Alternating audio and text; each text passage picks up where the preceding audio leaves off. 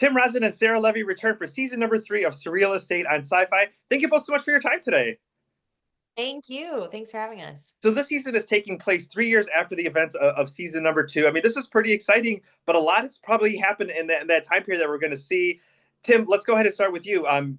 Season number 2 with Luke and his powers, his mom, kind of setting up what we're doing in season number 3, especially with his unexpected childhood nemesis. Yeah, you're right. It's been a lot. It's been a lot. We've been through it. We've been through it. That's why I kind of love season 3 kind of starts off with Rome and Ireland.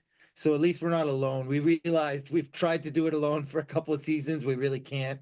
Yeah. Let's be honest. We've kind of been each other's anchors the whole time. Let's just solidify that. And now we'll head into season 3 together as a team.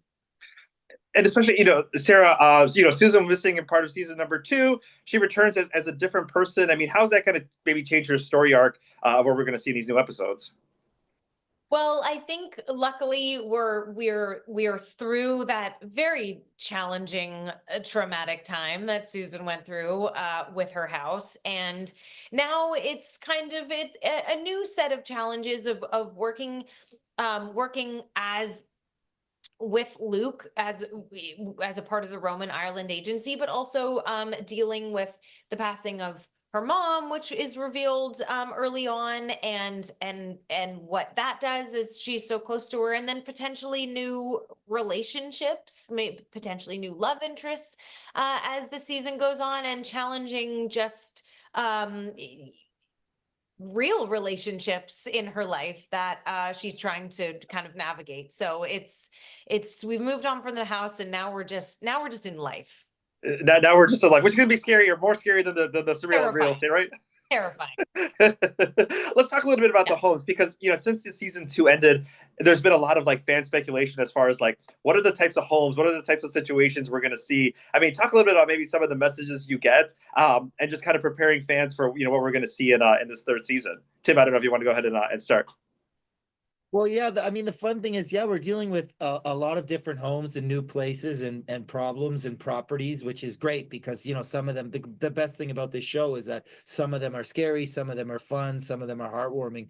But my favorite thing and difference for season 3 is that the big bad is an actual person this time, whereas 1 and 2 was kind of a different house. Yeah. Whereas this time, the person who owns that house actually wants to kill us physically, me in particular. So it's super fun. It's a little more personable, that's for sure, this season. Oh, absolutely. And I guess for both of you, I don't know if obviously this is work, but obviously we all have our own emotions and things that we get scared of. I mean, what as far as do you try to separate the two of them, or noises in your house, or black and white photos, or just the dark? I mean, is there certain things in a home that just still freak you out? Sarah, I'll start with you. Yeah, I mean, always being in a house alone has always and is still terrifying to me. And for me, it's like intruders.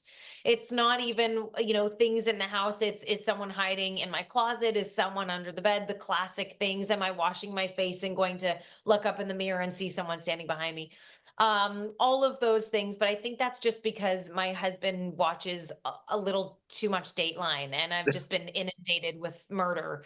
But in terms of paranormal, because I believe in it deeply, but I haven't experienced anything yet. So,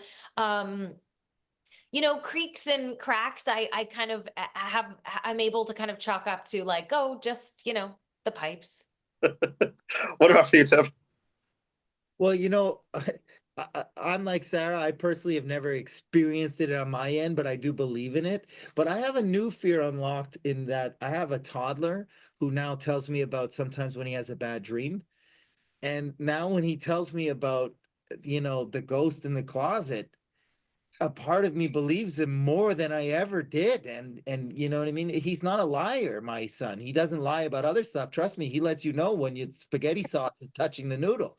So why is he all of a sudden going to make up this ghost, And is there a ghost in the closet, New fear unlocked. Oh, man. I didn't even think about that. Oh, 100%.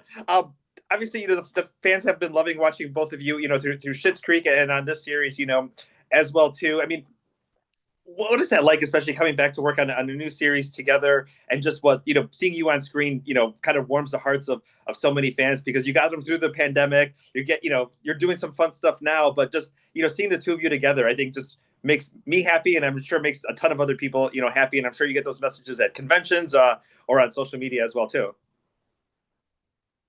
Yeah, all the time. And it's so wonderful that we get to come from a show like Schitt's Creek that is so beloved now, and then are able to kind of transition into a new show that is totally different.